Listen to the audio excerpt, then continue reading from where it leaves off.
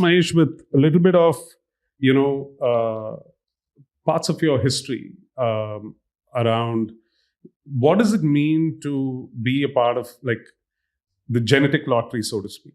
We all are relatively privileged as when we grew up in the 80s and 90s. And I know your father was an avid sportsman, and literally took you training, where you lived in the Middle East. So walk us through a little bit of that history on how all of this unfolded. How did Mahesh Bhupathi become what are the beginnings of the tennis story? Yeah, so talking about genetic history, right? My dad used to be a tennis player. Okay. He was, let's say, ranked as high as number 6 during Ramanathan Krishna's era. And at that time, the depth of Indian tennis was pretty high, right? You had Krishnan, Mukherjee, Lal, you had Anand Amritraj, Shashi Menon. So he was a pretty high quality tennis player from the Indian perspective. Unfortunately, he had a car accident and broke his hand, which, at that time, with the rehab and the surgeries compared to today, it was career ending for him. So he pretty much decided then and there that his firstborn was going to be a tennis player. Okay. Regardless of it was male or female. So, Okay. When you talk about kind of single-minded focus / obsession, it came at that level. My mom still tells the story about how he insisted that, she come to tennis matches when I was in the stomach. So I could kind of hear the sound of the ball. And so it was that level of obsession. The racket was, let's say a badminton racket was thrown into my hand because the tennis racket was too heavy when I was 3 years old. So I could start swinging it, and followed him to the tennis courts where it became a daily routine to the point where it became my own obsession one day as well. So I think that was the history of the genetics. Fantastic. No, I had no idea of that part of the story, and it's always fascinating to hear the origin stories. And clearly here there was both nature and nurture involved. As you look at younger talent and people who are, you coach, you oversee, do you see that's an important part of building greatness if you want to be one of the world's best in anything? Is it important to, know that you have to build this right balance of nature versus nurture very early in the child's life?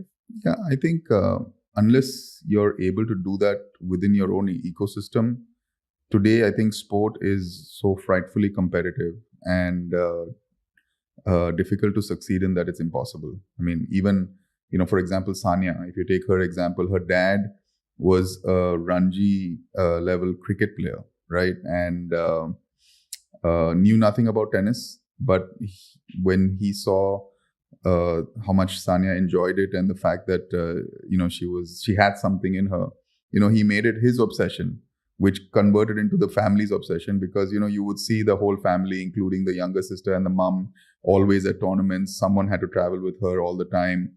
So unless it gets it's a full-hearted process today. And it's a family obsession. It has to become. It has to be a family obsession, because you're too young to be able to do all of this. It's impossible. I mean, mentally, and my daughter is playing tennis today, and I have 2 different hats, 4 different hats when it comes to her tennis. And as a father, it's painful to watch. Yeah. The pain, the hours in the heat, and it's but it has to be done if you want the gratification. Yeah.